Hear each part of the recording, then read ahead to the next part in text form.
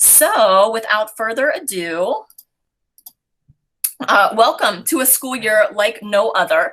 The middle school students came back to Pine, either logging in through Pine at home or returning to campus on Thursday, August 13th. And so as of today, we're 2 weeks into it. We just hit the 2 week mark with middle school. And I would say we are slowly but surely getting our bearings. And I think that as we've added more and more students to campus and worked with them on some of our new habits in support of public health, it's just been good to kind of ease into it and learn to all be here together in this space, getting along. So much is different. Speaking of that, right? I'm sure that your students have been home to tell you that lunch doesn't feel like what it used to feel like, and the community meetings, those are all virtual now, and arts classes are different. We don't have all the band students together in one space at one time playing their instruments. Chorus students are spread out a lot. They're singing in the dining hall. We're all wearing face coverings, and our classrooms are looking different. It just, maybe if you've got a student who was here last year, they may be saying, it just doesn't feel like I'm used to school feeling. And I would echo that. It is a school year like no other. But I've just been so impressed with the way that the faculty stepped up to help make this happen for students who wanted to come to campus. And then also, I really appreciate how seriously the students have been taking our new habits in support of public health. They've been really compliant and really agreeable, and I'm very, very proud of them. And, when you think about everything that's different, and you think about how everyone's responded, it makes me appreciate that a lot about the Pine School hasn't changed. And, we still have our close-knit community. We still have the care and attention and our unwavering focus on academics and character that are real hallmarks of the school. And I appreciate that, some things don't feel as different as others. It's definitely reassuring. Okay. So moving on. If we were having back to school night, which is when it had been originally calendared for this evening, I would be getting to introduce you in person to so many of my colleagues who support our great work, especially in the middle school. And so here is a list to offer to you tonight. I want to highlight Jonathan Tulliver. He's our middle school director, and he's with us this evening. Hopefully you've had a chance to meet him in person, but if not, I know you've gotten some incredibly thorough emails sent your way as he's distributed information. If you ever need help with attendance or any other school records, you could reach out to Michelle Curto for 5 and 6 or Teresa Hampton for 7 and 8. We have a school counselor, Heidi Kay, who is here to offer social emotional support to students and even their parents from time to time, and even faculty from time to time. She's a great, great resource. Kayla Berger is our middle school learning specialist. Both Paul Needham and Jorge Salas work with technology on campus and can be helpful to you or your students in that capacity. Matt Sofrelli is our athletic director, and he oversees both middle school and upper school sports. He and his team have done a tremendous job of getting some of our teams underway with practice just this week. But last but not least, I would say if there's ever something on your mind, definitely feel free to reach out to your child's advisor or directly to a teacher for help. With so many of us, trying to connect to a campus, but not being here, not having those regular points of community time we're so used to. We missed our welcome reception that we have every year for parents and faculty and staff. We didn't have our opening assembly. We're not ready to offer big programs yet. And so I know that it's throwing a lot of us off kilter as we try and feel connected. And so what I invite you to do with me, with anyone that was listed on that previous slide, is just to reach out. If it's a quick question, we'll get back to an email as soon as we can. If you've got an issue that necessitates a longer conversation, let's plan to do that either over the phone or via a Google Meet like this one, so that we can hear the tone in each other's voices and have that empathetic communication with each other, and just enjoy a little bit of human time. While we're separated physically, we don't necessarily have to stay separated in the way we'd like to communicate. What's a communication going to look like just on a regular basis from this school? You will see grade liaisons. So those are parent volunteers sending out some regular communication by grade level. You will also get a nightly news. That's a school-wide Sunday publication that comes out. that comes out on Sunday evening. And so you'll see important dates highlighted. Some reminders will certainly show up in the nightly news. And then Robert Ankrum, our communication director, makes a great effort to get some program highlights and features in that mailing for us as well. And then also Jonathan Tulliver will be sending out a middle school messenger, I believe, every month. And so that will really highlight some programmatic updates in the middle school. I also would love for any of you to think about participating in our Parents Association. While we don't have as many activities on campus right now, definitely know that we count on our parent volunteers to help with tons of activities. Our parent volunteers run our used clothing sale, our used book sale. We had a couple parent volunteers who came to campus to help us with picture day. And I know as we find our bearings and are able to resume some of our normal traditions, we'd love to have the assistance. And so definitely reach out to Assistant Head of School Kelly Hilton Green if you're interested in being a parent volunteer. And we'll also have some parent contacts to offer to you all shortly for the Parents Association. And then last but not least here, it's not just about connecting with the school. I think there's a piece of our wanting to stay connected that has to do with how do you as parents get to know each other. And we have had a great number of new students join our middle school this year. And I've had several of them comment to me and say, I just want to meet other parents. I want to get to know people. Maybe there's someone who can help with a carpool, or maybe there's someone that my student wants to connect with on the weekend. And I would say, as you're comfortable, definitely do that. And as adults, all of us can model in ourselves what we would love to see our students doing to welcome new members of our community.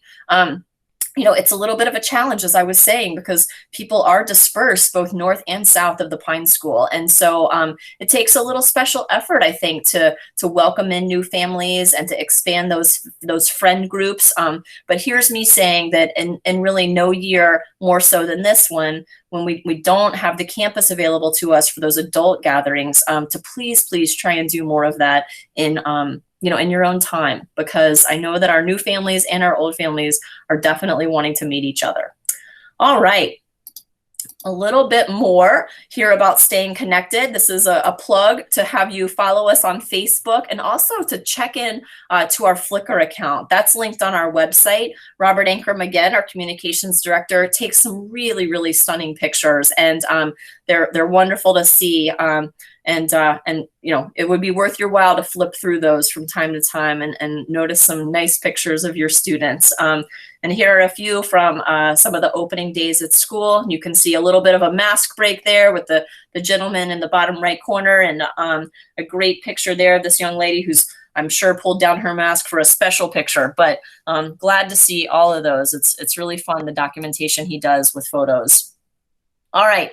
Now we're going to get on to a little bit more of the health and wellness nitty gritty. So here we go. Please remember to keep walking your child through a daily health screening before you bring them to school or take them to the bus. I'm going to show you in a couple of slides what that health screening form looks like now. It just got updated, like literally today. Our school nurse put the finishing touches on it. As always, both now with COVID-19 and before COVID-19, really, as long as we've been sending children to school, I've been saying, don't send your sick kids to school. So that's never going to change. If anyone in the family is waiting for a COVID-19 test result, if they're suspected to have COVID, then please have everyone in the family wait at home for that. Should not be coming to school. And then if families have a positive COVID-19 test result, you need to tell the school right away. We are going to get that information from families a lot more quickly than we might get it from the Department of Health. And so really ask for your cooperation and are trusting that you would do what's right in support of the health of our Pine School community. But we would immediately want to follow up on any necessary quarantining. We have been so blessed this school year that this is not a situation that's come up in our community. If it does, know that your privacy would be protected and we would take immediate action. I also wanted to share with you that we have a great partnership with the Martin County Health Department. They have an assigned nurse there who is a private school liaison, so someone separate even from the support being offered to public schools in Martin County. It's really reassuring for our school nurse to know that she's got someone to turn to get the most current advice. one of the things that we've come to understand through working with the Martin County Health Department is that locally they pay attention to the positivity rate for testing. So of people who are suspected to have COVID-19 who do get tested, how many of those tests are actually coming back positive? Here's a little bit of how that works. I don't know if you follow the Martin County or state level numbers, but yesterday was a big number for Martin County. There were 60 new positive cases that were reported. However, there were about 900 tests administered. So even though 60 was a high number, it was also a really, really high day for tests coming back. And the health department would say, that's good news. You know, it's good news if most of the people getting tested are not coming back with positive test results. It lets us have a different mindset or a different statistical thought when we consider what symptomatic people might actually be carrying. And so what I want to do now is show you that health screening, and it will give you some insight into the decision tree and follow-up with students and even what we would do with employees as necessary. So let me come and pull that up for you. Here it is. We'll make this PDF available on our reopening plan page and also send it out as a link in the nightly news. But this is the health screening to go through. The top part of this screening is just for symptoms. So you, of course, should be answering no to every one of these questions before you send your child to school. And I would also offer that there might be other ailments or symptoms that would cause a child to stay home. You know, we've had kids staying home sick from school, again, well before COVID-19. If your child answers yes to any of these questions, but no to the Section 2 question about exposure to someone with COVID-19, what we're going to do, again, is, you know, back to that probability, how many people getting tested are really positive, and say, no, we want that student to stay home and be symptom-free for at least 24 hours without fever-reducing medication.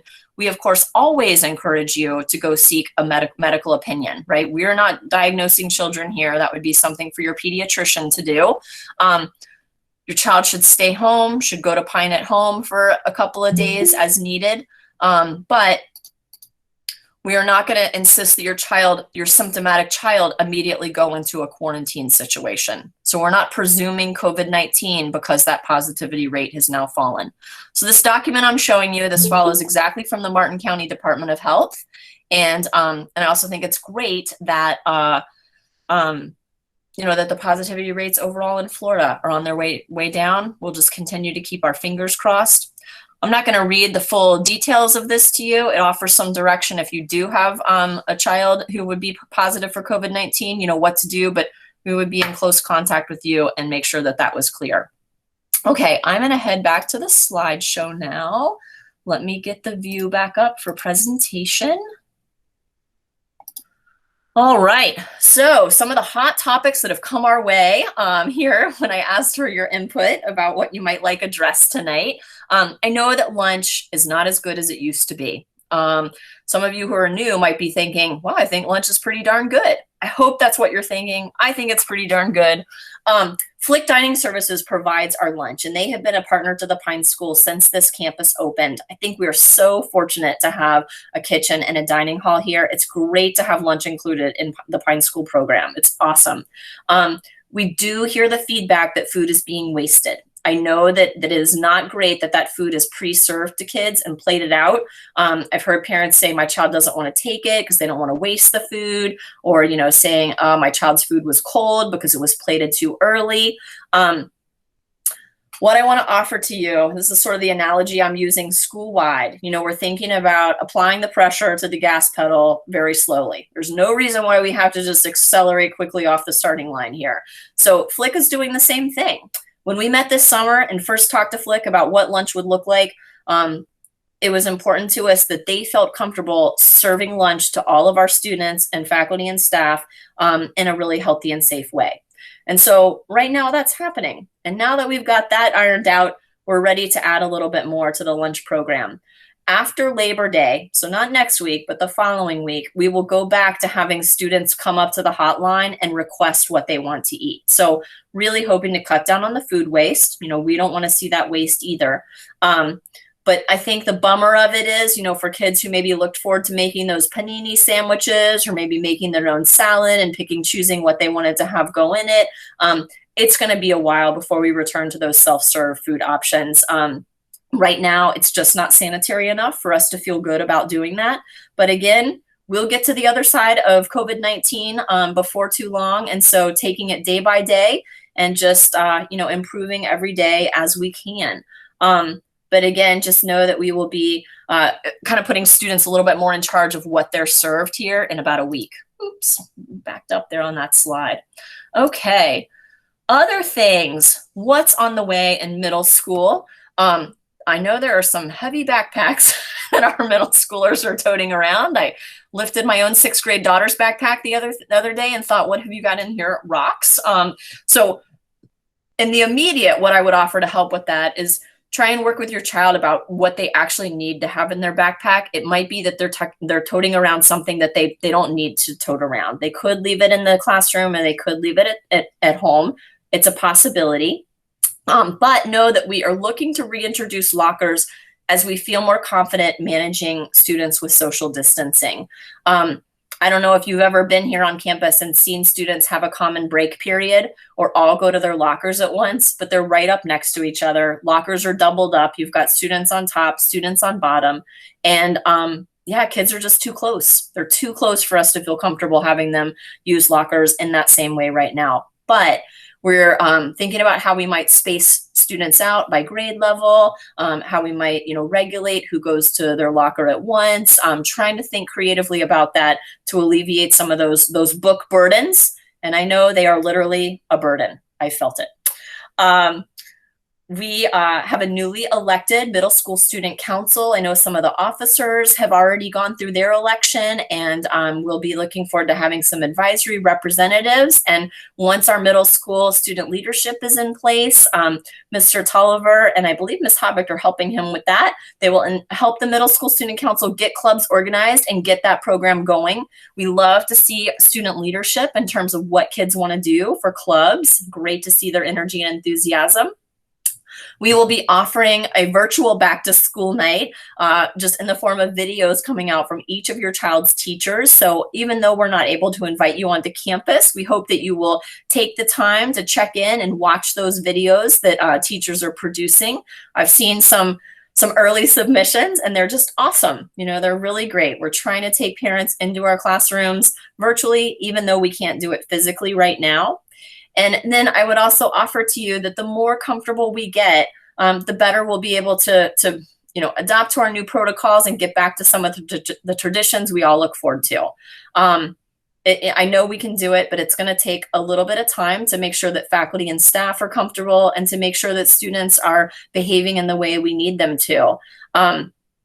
There's a level of constant vigilance here that faculty feel. They really, really are making every effort to get kids to, wear masks and be good about that and to remember the distance they need to keep from each other. And it's tough. It doesn't feel natural to stand 6 feet away from your friends when you're outside in the fresh air and you're trying to take a mask break. You can't hear each other very well at that distance. And, it goes against our nature just as people.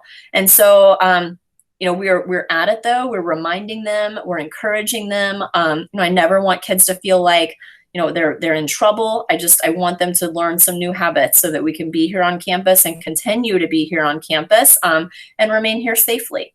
So those are our goals. That's what's coming up. I'm going to pop into the chat area here and see if we've had any questions.